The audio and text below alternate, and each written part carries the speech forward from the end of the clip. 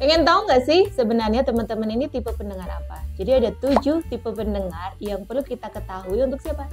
Diri kita sendiri dan juga untuk tim-tim di bawah kita.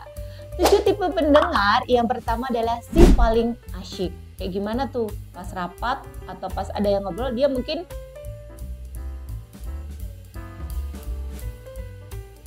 sibuk sendiri.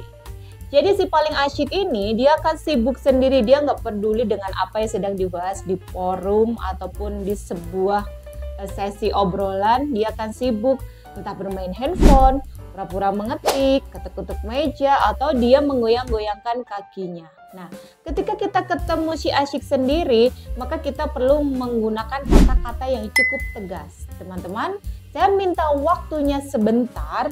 Mohon perhatiannya dan tolong singkirkan hal-hal yang membuat teman-teman terdistraksi ataupun terganggu fokusnya.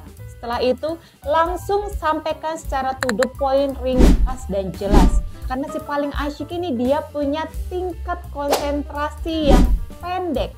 Jadi kita harus cepat-cepat menyampaikan inti message kepada si paling asyik ini. Yang kedua, si tukang melamun. Jadi si tukang melamun ini kalau dia pas rapat ditanyain itu suka apa ya? Ya.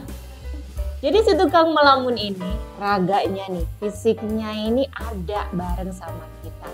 Tapi pikiran dan jiwanya itu entah kemana-mana, kagak ngerti tuh dia yang diomongin. Nah, sama si tukang melamun ini kita perlu mengajukan pertanyaan-pertanyaan dan kita perlu mengecek si orang tukang melamun. Misalnya Andi gimana?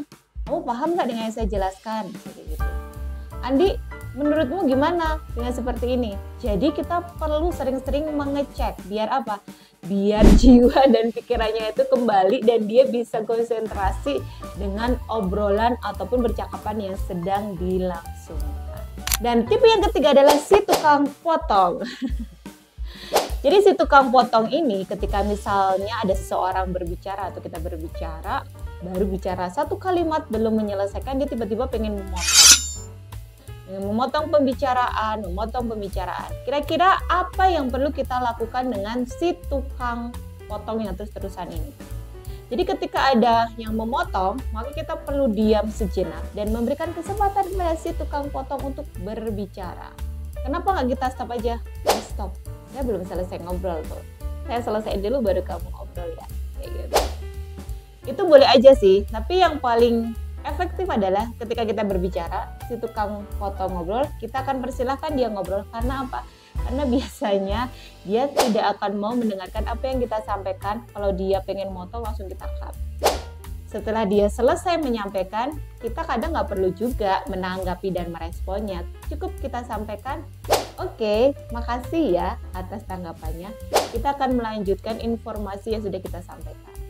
Kalau kita menanggapi si tukang potong, jatuhnya kadang mungkin berdebat, saling mempertahankan pendapat, terus saling melihat mana yang paling benar gitu. Kalau seperti ini ya, pertemuan atau obrolan kita sebagai seorang leader kebawahan akan memakan waktu yang cukup lama. Yang ketiga, si terserah. Si terserah ini kalau ditanyain idenya gimana, terserah lah, bagian marketing gimana baiknya.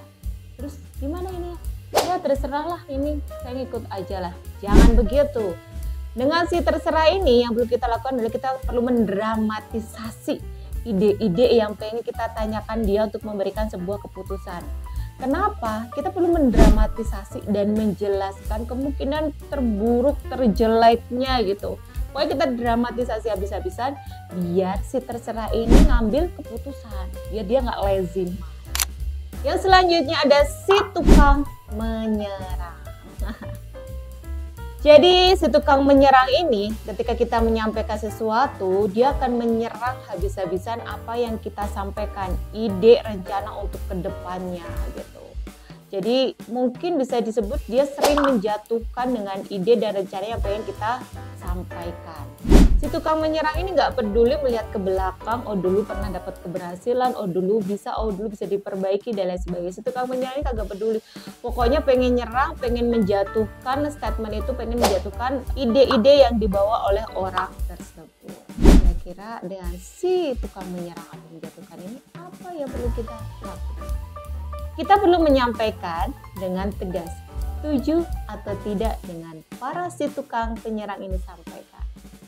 Karena bisa jadi kita memberikan pandangan kepada mereka bahwa bisa dilakukan dengan cara yang berbeda. Yang selanjutnya ada si tukang analisis. Jadi setiap itu ya, ngobrol itu selalu dijawab dengan solusi. Jadi si tukang analisis ini kagak tahu, kadang malah itu hanya cuma pengen ngobrol, nyampein informasi, cerita, curhat, atau hanya diskusi gitu ya. Tapi selalu dia tanggapin, oh ini cari solusi ya kayaknya. Oh ini kayaknya cari jawaban ya. Dengan si tukang analisis, misalnya nih, kita ternyata tukang analisis, kita nanya dulu, kamu pengen cerita doang, pengen aku dengerin, pengen dapet solusinya, atau pengen dapat responku dari sudut pandang yang berbeda. Kita perlu menegaskan seperti itu. Yang selanjutnya si terlibat, ya ini yang harusnya memang kita lakukan. Tapi teman-teman semuanya sebagai leader ketika membangun timnya, nggak melulu kita harus terpaku di satu tipe pendengar. Kita bisa berubah-ubah menjadi berbagai tipe pendengar. Ketika kita tahu kita dominan tipe pendengar apa dan tim-tim kita ini tipe pendengar yang seperti apa, maka teman-teman sebagai seorang leader di sebuah perusahaan dan dia jadi karyawan yang leader teman-teman perlu mengetahui leader anak-anak ini tim, dan teman-teman bisa mendorong ataupun mengarahkan mereka apa yang perlu dilakukan biar sebuah instruksi, penjelasan ditangkap dan dikerjakan secara maksimal. Nah sebenarnya ada yang lain lagi loh, apa itu? Gaya berkonflik. Tapi kapan-kapan mungkin kita akan bahas lagi ya. Sampai jumpa di video yang lainnya. Jangan lupa like, komen, dan subscribe-nya. Nyalakan tombol notifikasinya dan informasi update acara di Lumina. Sampai jumpa. Assalamualaikum warahmatullahi wabarakatuh.